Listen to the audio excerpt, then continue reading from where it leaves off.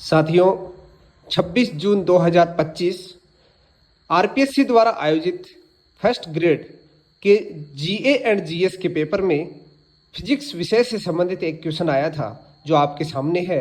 W1 भार की एक वस्तु W2 भार की एक चेन के द्वारा किसी कमरे की छत से लटकाया जाता है और छत चेन को किस बल से, ध्यान से देखिएगा, छत चैन को किस बल से खींचती है जिससे कि चैन छत से बंधी रहे।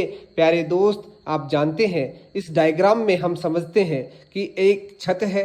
ये प्यारे दोस्त क्या है?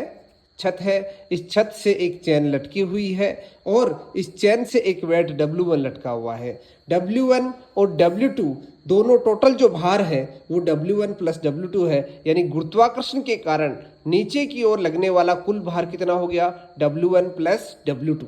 अब हम सभी जानते हैं, रस्साकसी के गेम में भी हम सभी जानते हैं कि एक रस्सी होती है और इस रस्सी के बीच में एक नोट होता है।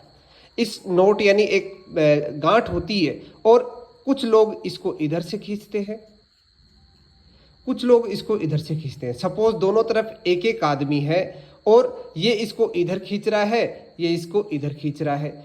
ये जो बिंदु है ये संतुलन की स्थिति में है, यानी ये इसको इधर खींच रहा है, ये इसको इधर खींच रहा है, दोनों बराबर बल लगा रहे हैं तो ये स्थिर रहता है मेरे प्यारे दोस्त। और यदि एक तरफ का बल ज्यादा हो जाता है तो ये बिंदु उसकी तरफ खिसक जाता है। यहाँ पर भी वही स्थिति लगने वाली है, संतुलन की स्थिति को यहाँ पर ऑब्जर्व करना है। यानी ये जो पॉइंट है, ये पॉइंट बताओ मेरे प्यारे दोस्त, छत से जो चैन है वो बंधी हुई है या अलग है? ये क्वेश्चन उसके बारे में कोई चर्चा कर रहा है क्या? इट मीन्स छत से चैन बंधी हुई है यानी ये बिंदु स्थिर है। मीन्स इस बिंदु पर लगने वाले जो दो बल है, फुल बॉडी डायग्राम में यदि हम देखना चाहें तो एक बल तो है ऊपर की ओर जिसे हम नॉर्मल फोर्स कहते हैं।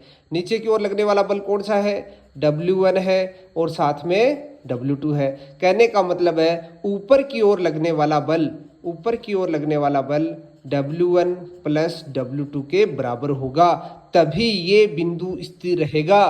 तो ये कॉन्सेप्ट यहाँ पर लगा हुआ है, जिसे हम दूसरे रूप में ये भी कह सकते हैं न्यूटन का तीसरा नियम, क्रिया प्रतिक्रिया का नियम, कक्षा 9 में पढ़ाया जाता है और उसी कॉन्सेप्ट पर आधारित ये क्वेश्चन आया है।